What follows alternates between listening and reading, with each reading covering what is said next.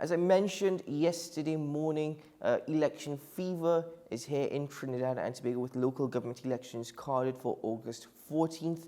And one of the parties that are vying for post is that of the National Transformation Alliance, but in a coalition with the United National Congress and two other parties. Well, the political leader of the National Transformation Alliance is with me via Zoom this morning. He is Gary Griffith. Good morning, sir. Welcome to the program. Hi, good morning. Good morning to you and to your many viewers. Well, thank you very much for joining me. Mr. Griffith, simple, the National Transformation Alliance, a party that was formed, as mentioned, for transformation, to break a two-party system here in Trinidad and Tobago, that notion of it's only two parties that can change Trinidad and Tobago. So why form this coalition, this partnership with the United National Congress? Well, when we first started, just listen to the name of the party. It is for transformation of minds, transformation of the type of politics we've seen in this country by trying to get persons to work together. And that is why you have the alliance in the National Transformation Alliance. This was always the set plan, not for us to form a political party and turn it into some type of a lodge where it is that we must feel that we are better than anyone else and we must go that straight path and ignore all other political parties. What we've always seen is something that the country wanted dearly since 1986 with the NAR. And we here are trying to find a way, an avenue to unite the country, to build the country. The present government, what they've done well is divide and conquer. They want to continue to divide the country. You cannot expect to be a prime minister and you want to lead a country, but you arguably hate half of the country. So in the National Transformation Alliance, this so-called third constituency has been going on for decades. It started with the ONR with 91,000 votes. It then went, that was in 1981, 1991. It then went to the NAR, 127,000 votes. 16 years later, in 2007, it moved up to 147,000 votes with the Congress of the People. 16 years later, as we move on to 2023, it's now the NTA, and probably 10, 15 years, it may be something else. So regardless of the initials, that bridge constituency of those persons who believe that they would like to be in something different to the PNM or the UNC, and that is their right, and there's nothing wrong against it. You should not be seen as some type of enemy of the state. And by us doing that, we intend to also bring forward and work with other political parties. There are several other political parties that are not PNM or UNC. And if we all work together, there's a saying that the whole is greater than the sum of the parts. And by us doing this, a coalition is something that people fear. But I mean, there are over 80 countries in the world that had coalitions before or presently have. That's almost half of the countries in the world. And some have worked, some have not worked. Governments standing on their own have worked and they have not worked. This present government, it is nothing close to democracy. We have seen blatant virtual dictatorship, abuse of state resources, targeting political opponents, doing everything, spending their time trying to destroy those opposed to the government and trying to help in providing the needs of the country. So this concept of a coalition, the one main point that I must tell you is that every single time there's a coalition, the PNM will lose an election in this country. In the last several decades, the last 50 years, in 1986, in 1995, in 2010 general election, and in 2010 local government. So every single time there's a coalition, the PNM have been defeated. Every single time there's not a coalition and all the other parties go on their own, the PNM wins every single time, bar one, and that lasted just a few months. So the maths is there. And if it is that anyone has any concern about it, it means that they would like to keep Keith Rowley in government. Well, every time there's been a coalition, the People's National Movement has been defeated. But following that, the coalition tends to break up. And some of those political parties, well, they still are there, but people in Trinidad and Tobago tend to forget they exist simply because of just where they are at. For example, the Congress of the People, of which you just mentioned. So could this be make or break for the NTA? No, and the difference with this, it has to do with communication, because the good thing about it is when I was National Security Advisor and not being very political at that time, I saw what was taking place with the Congress of the People and the UNC at the time. And this has to do with communication, proper dialogue.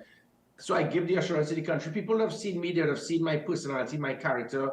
my patriotism. I give the assurance to this country, this is not going to be something cosmetic. This is not a marriage of convenience. What we are doing is making sure that there's proper dialogue, and that, I think, was the issue. That was the problem. It was a hastily arranged marriage of convenience, probably, with that Faisal Accord, and the persons in the COP did not do what was required and expected, because decisions were being made without even the knowledge of the vast majority of persons in the executive of the Congress of the People.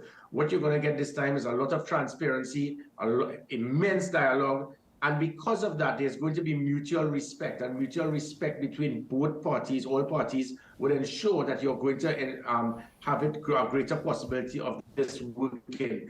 I think the country, the vast majority of the country, would like to have the Keith Rowley's PNM removed from office. What they want to do is to ensure that if there's that change, it is going to be something that has a foundation. It's not going to be fragmented, and it will send the country in the right direction over the next few months. Because after this local government election, this would continue into the general election. We are going to build this, and the country will continue to see and believe that this can and would work.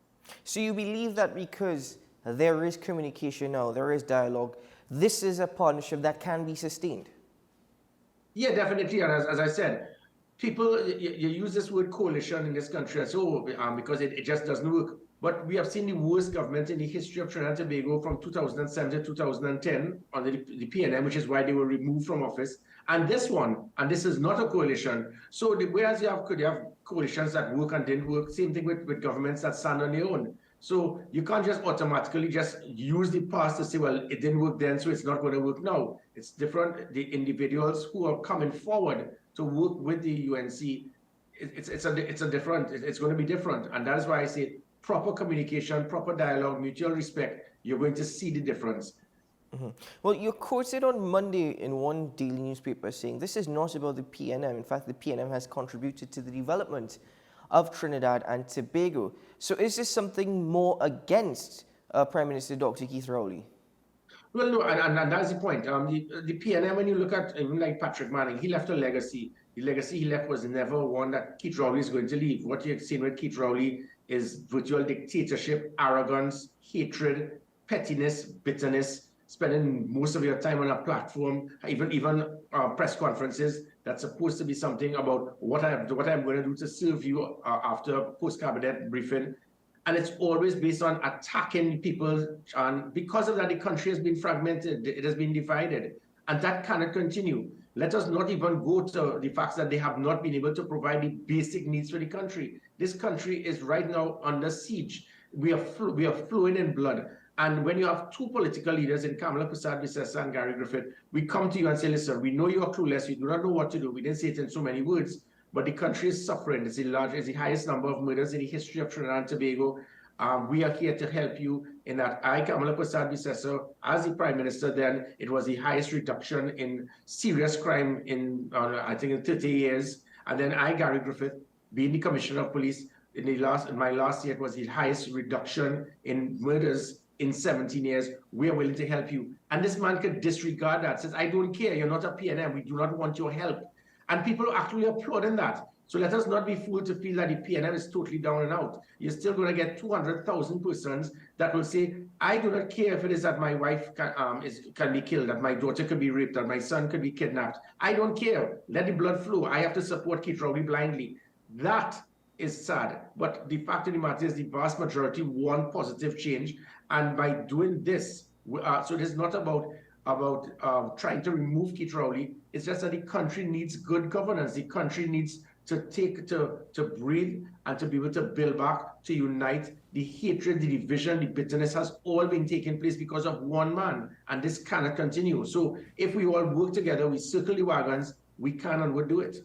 Could you speak to me now about the evolution of your relationship with the opposition leader, Kamala Persad-Bissessar, and even your relationship with the United National Congress following your stint as Minister of National Security during the People's Partnership government, your appointment as Commissioner of Police, and your subsequent term in office as Commissioner of Police, and the formation of the National Transformation Alliance? Well, again, there's always been mutual respect. I've always had a good working relationship and communicating with the leader of the opposition. I was obviously I have to do so, and and likewise, even with the PNM, there have been very senior ministers in the People's National Movement that I would have communicated with. As Minister of National Security, after being Minister, be President, whilst being Commissioner of Police, and after. And that should not change. That is not going to change because and that is the problem. We believe that because this person has a different party card, that person cannot associate themselves with me or anyone else. And that is all this, and it's all because of one man. This has never happened before in the history of Trinidad and Tobago. You'd have seen Patrick Manning and Basdio Pandey hand in hand, working together, socializing. And that, so even though we may have different party views, we are all citizens of this great country. But this, and even Kamala Prasad-Bissessar, never once has she shown that type of bitterness and hatred and animosity. But Keith Rowley alone does it. Every time the man speaks, and you know when he's going to lose it. He starts off as a diplomat, and as soon as his head starts doing this, you know that's it. He has lost it. And then he just trips. You cannot have someone leading like this. You've got to understand that, as I continue to say, you cannot want to lead a country if it is you continue to show that you hate half of the country. So I will continue to have a good working relationship with persons on either sides of the political fence because they are not the enemy. And this perception that you are the enemy and we must try to destroy you, and that is sad. The PNM, because of Keith Rowley, they spend more time, more resources trying to target political opponents and trying to deal with the issues of Trinidad and Tobago. Even when he was Prime Minister, he spent more time communicating with me to find out about matters involving political opponents rather than what are we going to do to secure our borders? What are we going to do to stop gangs? How are we going to reduce white-collar crime? That is what your focus should be on. But if your target and your whole thing is, listen, we know we are incompetent, but let's just find something to state that that other side is corrupt and get them arrested, that cannot be how you run a government. If you do that, it becomes a country of dictatorship. In your opinion, as political leader of the NTA, how crucial do you think these elections are, especially in the lead-up to general elections in 2025? I have called this the mother of all local government elections. And the reason I've stated that is that this is a very critical election, because what happens here is going to act as a precursor towards what will take place in the general election, even though it could be much worse for the PNM. If you recall with Keith Rowley, after being annihilated in Tobago, if this year he's defeated in this, it's going to spell the beginning of the end for Keith Rowley. So that's one. Secondly, it is the first time in the history of Trinidad and Tobago that a national election is being held against the will of a government. The government has been forced to call this election because of the courts. That is serious. And because of that, that gives even more credence to justify why independent observers should be here. And so that is why I said this is so important as a local government election. And I expect that because of that, that turnout is going to be much higher than we usually see, because people are aware of the chips that are on the table that can make or break Keith Rowley. So then you genuinely think that the Prime Minister and by extension the PNM sees this more unified approach as a significant threat? Oh yeah, definitely it has started. Tonight he's having meetings in St. James. They've been reallocating their resources. The game plan initially was this, and this is PNM versus UNC, our 7 seats as the PNM, they're totally safe. So all we have to do now is to put our focus on San Fernando to make sure we maintain it and put all of our resources in Sangre Grande to go after the UNC and hope that we can get that cooperation. And this has been such a well-orchestrated tactical political strategy. By this happening now, they are in panic mode. Over the last 96 hours, there have been emergency meetings by the PNM. They have to reallocate their resources in Diego Martin, in Point Fortin, in Arima, even in Port of Spain, because certain seats, that's why Keith Rowley, you could think Keith Rowley will have a meeting in St. James in an area where he knows that it's usually so safe that they would win. That coalition, again, when you look at the data, in 2010, when the Congress of the People's 147,000 votes joined with the UNC's 200,000 odd votes, it took 4 corporations that the PNM usually kept, which would have been Diego Martin, Rima, Tunapuna, and San Fernando. So it would have been 11-3. Now it's 7-7. So now they have to reallocate, and even point 14 has now come into the play. So with that now, even like in military strategy, when you put all your resources to go after one area, now because you realize you might lose land in other areas, you lose ground, you now have to reallocate your resources. And by doing that, it has put them now in a position of concern because they may very well even lose San Fernando. Mm-hmm. So what was the focus in terms of the decision making with regards to the corporations, I suppose, districts that the NTA will be targeting as the UNC will be targeting? Because the focus is on Diego Martin, Tunapuna Piarco, San Juan Laventil, Point Fortin, Port of Spain. What was the thinking behind targeting these particular corporations? Anarima. Yeah. The corridor. So we take the corridor.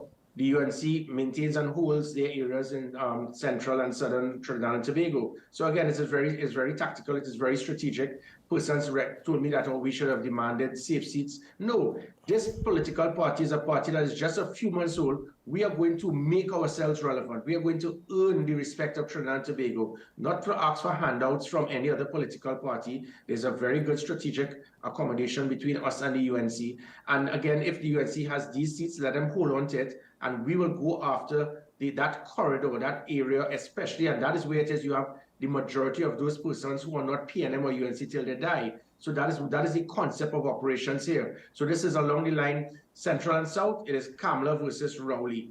And the corridor, it is Gary versus Rowley. You choose. Mm-hmm.